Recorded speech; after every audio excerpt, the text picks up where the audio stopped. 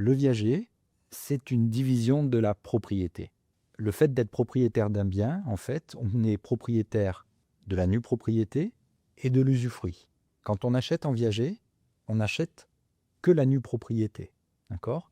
L'usufruit, c'est-à-dire l'usage du bien, est conservé par le vendeur en viager.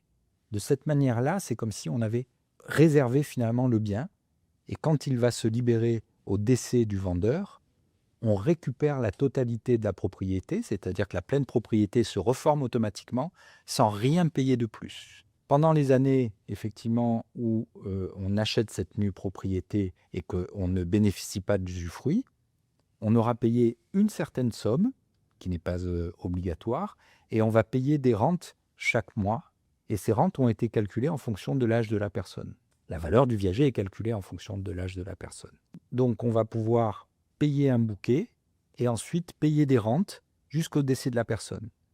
Et quand on paye ces rentes, on ne sait pas quand c'est que la personne va décéder. C'est le principe du viager puisqu'il y a un aléa. Sans aléa, le viager est impossible. Et cet aléa, il peut jouer en faveur de l'acquéreur ou il peut jouer en faveur du vendeur. Et c'est cet inconnu qui fait que le viager est autorisé parce que on ne sait pas qui va plus en profiter, l'acheteur ou le vendeur.